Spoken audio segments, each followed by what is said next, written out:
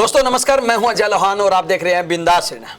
बिंदास हरियाणा के खास कार्यक्रम टिकट के दावेदारों में आज हम बात करेंगे बिंदास भावी क्षेत्र बादली की। जी हां, बादली क्षेत्र के बारे में आज हम आपको बताएंगे कि यहां से प्रमुख जो टिकट के दावेदार हैं, वो चाहे बीजेपी की बात हो, जेजेपी की बात हो, आईएनएलडी की बात हो या फिर कांग्रेस पार्टी की बात हो, कौन से वो चेहरे हैं जो यहां से टिकट के दावेदारों में शामिल हैं। इसके अलावा कौन किसको मात दे सकता है, किसकी टिकट की लॉटरी लगेगी, किसकी टिकट कट सकती है, कौन यहां से प्रबल दावेदार, प्रबल नेता के रूप में देखा जा रहा है, उन तमाम नामों के ऊपर भी हम चर्चा करेंगे। और साथ ही साथ हम आपको बताएंगे कि इस विधानसभा क्षेत्र के जातीय समीकरण क्या कुछ कहते हैं। इसके अलावा हम आपको यह भी बताएंगे कि 2019 के चुनाव में क्या कुछ परिणाम रहा था और 2024 के लोकसभा चुनाव में क्या रहा और दोनों चुनावों का अब 2024 के विधानसभा चुनाव के ऊपर क्या कुछ प्रभाव रहेगा। चर्चा में आगे बढ़ने से पहले हम आपको परिचित करवा दें, हमारे साथ चर्चा में हिस्सा लेने के लिए खास मेहमान प्रदीप कुमार जी मौजूद है। प्रदीप जी, स्वागत है आपका बिंदास हरियाणा में। धन्यवाद अजय जी। आइए अब हम बात करते हैं बादली विधानसभा क्षेत्र की। तो 2019 का जो चुनाव परिणाम था, यहां से कांग्रेस पार्टी के कुलदीप वत्स ने 45,441 वोट लेकर जीत हासिल की थी। वहीं कुलदीप वत्स ने बीजेपी पार्टी के ओम प्रकाश धनखड़, जी हाँ, कदावर नेता है, बड़ा चेहरा, बड़ा नाम है, ओम प्रकाश धनखड़ को 11,245 वोटों से 2019 के विधानसभा चुनाव में हराया था। और वहीं तीसरे स्थान पर जेजेपी के संजय कबलाना रहे थे, जिनको 28,145 वोट मिले थे। वहीं अगर हम चौथे स्थान की बात करें तो चौथे स्थान पर बीएसपी के प्रदीप रैया रहे थे, जिनको 3,955 वोट मिले थे। थोड़ा सा अगर हम पीछे की चर्चा करें, पीछे का जिक्र करें तो 2014 में बीजेपी के ओम प्रकाश धनखड़ विधायक बने थे, जिन्होंने निर्दलीय कुलदीप वत्स को 9,266 वोटों से हराया था, जिसके बाद वो कृषि मंत्री भी बने। इसके बाद अगर हम थोड़ा सा और पीछे का जिक्र करें तो 2009 में कांग्रेस से नरेश कुमार विधायक बने थे, जिन्होंने निर्दलीय ब्रजेंद्र सिंह चाहर को 13,358 वोटों से हराया था। उसके बाद अगर हम 2024 के लोकसभा चुनाव की बात करें तो काफी बदलाव यहां पे देखने को मिला, और कहीं ना कहीं ये जो बदलाव देखने को मिला, इससे बीजेपी के कदावर नेता ओम प्रकाश धनखड़ की मुसीबतें बढ़ सकती है। जी हां, ऐसा हम इसलिए बोल रहे हैं कि 2024 के लोकसभा चुनाव में 46,947 वोटों से कांग्रेस पार्टी के उम्मीदवार की जीत हुई।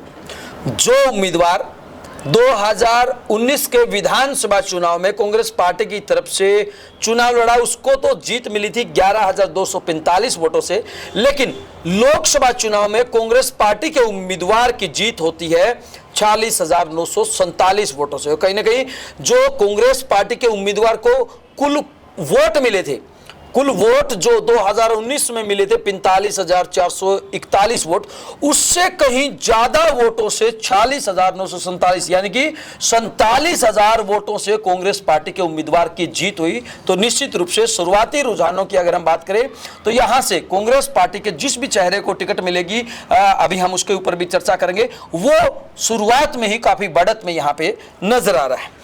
वहीं अगर हम बात करें इस विधानसभा क्षेत्र की खास बातों की तो बादली से धीरपाल सिंह यहां से 1982 में, 1987 में, 1991 में, 1996 में व 2000 में भी लगातार 5 बार चौधरी देवीलाल की पार्टी से विधायक बने, जिसमें उन्होंने 4 बार मनफूल सिंह को हराया था। वहीं अगर हम बादली विधानसभा क्षेत्र के जातीय समीकरणों की बात करें तो इस विधानसभा क्षेत्र में अनुसूचित जाति के करीब 37,000 मतदाता हैं। ग्रामीण मतदाताओं की बात करें तो करीब 1,95,000 मतदाता है। वहीं शहरी मतदाताओं की बात करें तो यहाँ न के बराबर है। कहीं ना कहीं इस विधानसभा क्षेत्र में जो कुल आबादी है, वो कुल मतदाताओं की वो 1,95,000 है और सभी ग्रामीण मतदाता आते हैं। वही 80,000 के करीब इस विधानसभा क्षेत्र में जाट मतदाता है, 15,000 के करीब ब्राह्मण मतदाता है, 7,000 के करीब गुज्जर मतदाता है और वहीं 10,000 के करीब राजपूत व राव साहब मतदाता है। आइए अब हम चर्चा करते हैं टिकट के दावेदारों की, लेकिन चर्चा करने से पहले हम हमारे पॉलिटिकल एक्सपर्ट प्रदीप जी से जानना चाहेंगे कि प्रदीप जी, बादली विधानसभा क्षेत्र को आप किस प्रकार से देखते हैं? देखिए अजय जी, बादली विधानसभा क्षेत्र पहले चौधरी देवीलाल के प्रभाव का क्षेत्र था और चौधरी देवीलाल जी के ही पुराने साथी, पुराने कार्यकर्ता धीरपाल जी वहां से बड़े लंबे समय तक चुनाव जीतते रहे जी। और उसके बाद वर्ष 2005 में जब से भूपेंद्र सिंह हुड्डा जी मुख्यमंत्री बने, उसके बाद से बादली विधानसभा क्षेत्र में भूपेंद्र सिंह हुड्डा जी के प्रभाव का क्षेत्र भी ये बन गया है और आज भी वहाँ पे भूपेंद्र सिंह हुड्डा जी का जो प्रभाव है वो बहुत अच्छे तरीके से बरकरार है जी। और जहाँ तक आपने बात की इस बादली विधानसभा क्षेत्र, जैसे क्योंकि बिल्कुल दिल्ली के साथ सटा हुआ, बहादुरगढ़ के साथ सटा हुआ इलाका है और जो पिछले 2020-21 में जो किसान आंदोलन चला, उस आंदोलन की सफलता में इस इलाके का काफ़ी बड़ा योगदान रहा है। जो आसपास के गांव के जो लोगों का समर्थन किसान आंदोलन को मिला और उसमें काफ़ी बड़ी उस आंदोलन की कामयाबी में इस इलाके के लोगों का हाथ है। तो मैं समझता हूं कि उस नाते से यहाँ पे भारतीय जनता पार्टी की जो मुश्किलें, मैं समझता हूँ, जैसा कि आपने भी बताया कि लोकसभा चुनाव में दीपेंद्र सिंह हुड्डा जी 46,000 वोटों से बादली विधानसभा क्षेत्र से बढ़त हासिल की, तो मैं समझता हूँ भारतीय जनता पार्टी के लिए आने वाले चुनाव में इस विधानसभा हल्के से काफ़ी दिक्कतें बढ़ने वाली हैं जी। हालांकि ये तो आने वाला समय बताएगा कि क्या होता है, लेकिन आइए अब हम बात करते हैं, चर्चा करते हैं टिकट के दावेदारों की। बिंदास हरियाणा की तरफ से जो सर्वे करवाया गया, जो अलग अलग टीमें भेजी गई और उनके अंदर जिन जिन नेताओं का, जिन जिन बड़े चेहरों का नाम टिकट के दावेदारों में सामने आया है, उसके ऊपर हम चर्चा करने जा रहे हैं। तो बादली विधानसभा क्षेत्र से बीजेपी के उम्मीदवारों की बात करें तो निश्चित रूप से ओम प्रकाश धनखड़, जो कि पूर्व कृषि मंत्री है, प्रदेश अध्यक्ष भी रहे हैं, वो टिकट के प्रबल दावेदारों में शामिल और निश्चित रूप से उनकी टिकट लगभग जो है वो पक्की है, कोई उनकी टिकट नहीं काट सकता। हालांकि इनके अलावा अगर ये चुनाव जिस प्रकार से ये भी सुनने को मिल रहा है कि ओम प्रकाश धनखड़ जो है वो बहादुरगढ़ से चुनाव लड़ सकते हैं, तो ऐसे में अगर बहादुरगढ़ ओम प्रकाश धनखड़ चले जाते हैं तो योगेश सिलानी, जी हाँ, योगेश सिलानी पूर्व में व वर्तमान में जिला पार्षद हैं, वो यहाँ से टिकट के प्रबल दावेदार हो सकते हैं। जी प्रदीप जी। अजय जी, आपने बिल्कुल सही कहा कि ओम प्रकाश धनखड़ जी यहाँ से चुनाव जीते भी हैं और चुनाव हारे भी हैं और लोकसभा चुनाव भी रोहतक लोकसभा क्षेत्र से वो लड़ चुके हैं जी। तो उस नाते से वो स्वाभाविक, क्योंकि उनका जो भारतीय जनता पार्टी में जो उनका जो कद है, राजनीतिक कद है, वो काफ़ी बड़ा है। तो यदि वो वहाँ से चुनाव लड़ना पसंद करेंगे तो मैं समझता हूँ कि उनकी दावेदारी में, कह लीजिए उम्मीदवारी में, किसी प्रकार का कोई शक नहीं है। परंतु यदि वो वहाँ से ओम प्रकाश जी किसी अन्य चुनाव क्षेत्र में जाके चुनाव लड़ना की कोशिश करेंगे तो उसके बाद योगेश सिलानी वहाँ से एक दूसरे उपयुक्त उम्मीदवार भारतीय जनता पार्टी के लिए हो सकते हैं। जिला परिषद के सदस्य हैं, काफ़ी सक्रिय कार्यकर्ता हैं, लोगों के बीच में रहने वाले हैं। तो उसके बाद यदि धनखड़ जी चुनाव नहीं लड़ना पसंद करते हैं वहाँ से, तो योगेश सिलानी जी वहाँ से एक उपयुक्त उम्मीदवार हो सकते हैं जी। वहीं बीजेपी के बाद अगर हम आईएनएलडी के उम्मीदवारों की बात करें तो नरेश वर्मा पूर्व विधायक यहाँ से टिकट के प्रबल दावेदार हैं। अजय जी, बिल्कुल आईएनएलडी के प्रदेश के कद्दावर नेताओं में गिनती होती है नरेश शर्मा जी की वहाँ से जी, और काफ़ी मुखर व्यक्ति हैं, बड़ा खुल के बोलने वाले व्यक्ति हैं, लोगों के मुद्दे उठाने वाले व्यक्ति हैं। तो मैं समझता हूँ निश्चित तौर पर वो आईएनएलडी के वहाँ से उम्मीदवार होंगे जी। वहीं आईएनएलडी के बाद अगर हम जेजेपी के टिकट के दावेदारों की बात करें तो प्रीतम कुकुड़ोला, जी हाँ, पार्टी में पदाधिकारी रहे हैं, प्रीतम कुकुड़ोला भी टिकट के प्रबल दावेदारों में शामिल और उसके अलावा धर्मेंद्र बामडोला पूर्व जिला पार्षद हैं, धर्मेंद्र बामडोला भी टिकट के दावेदारों में शामिल है। अजय जी, प्रीतम कुकुड़ोला या धर्मेंद्र जी की जहां तक आपने जननायक जनता पार्टी की उम्मीदवारी की बात की, बिल्कुल सही है। संजय कबलाना जी के जननायक जनता पार्टी से जाने के बाद इन दोनों लोगों की दावेदारी काफ़ी मजबूत है।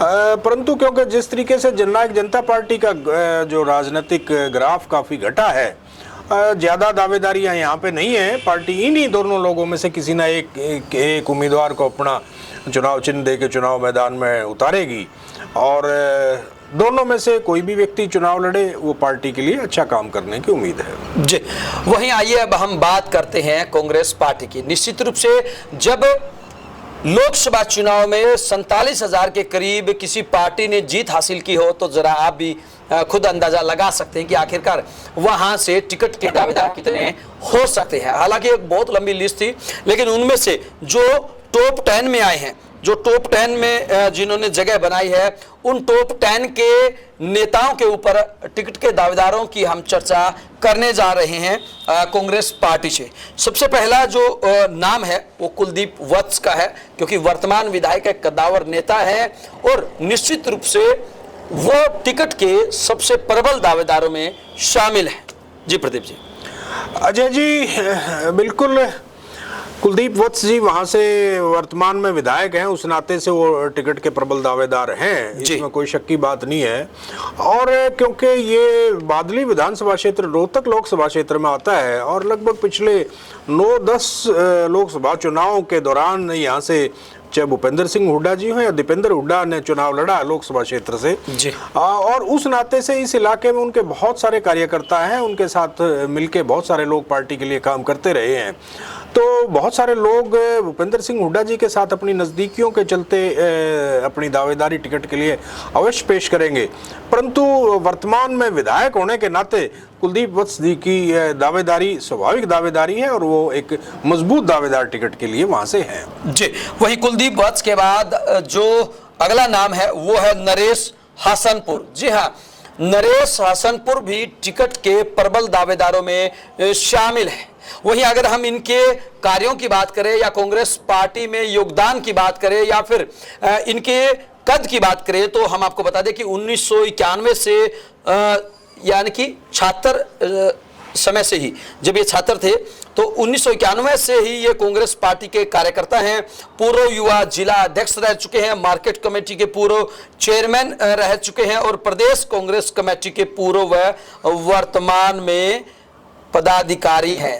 कहीं ना कहीं अगर हम बात करें कद की तो नरेश हसनपुर का कद जो है वो कुलदीप वत्स से कुछ कम भी नहीं है और यही वजह है कि नरेश हसनपुर को टिकट के प्रबल दावेदारों के रूप में जाना जा रहा है, देखा जा रहा है। जी प्रदीप जी। देखिए अजय जी, नरेश हसनपुर जी की जो बात आपने कही, यदि पार्टी अपने समर्पित कार्यकर्ताओं को प्राथमिकता देती है तो मैं समझता हूं कि इस इलाके में कांग्रेस पार्टी के सबसे पुराने कार्यकर्ता के तौर पर कह लीजिए, जब हालांकि जिस दौर में इस इलाके में कांग्रेस पार्टी का बड़ा जनाधार नहीं था उस वक्त से इस इलाके में कांग्रेस पार्टी के लिए काम करते रहे हैं नरेश हसनपुर जी और पार्टी के में विभिन्न पदों पर रहे हैं, छात्र राजनीति से लेके, और हमेशा वो कांग्रेस पार्टी के एक निष्ठावान और समर्पित कार्यकर्ता के तौर पर काम किया है।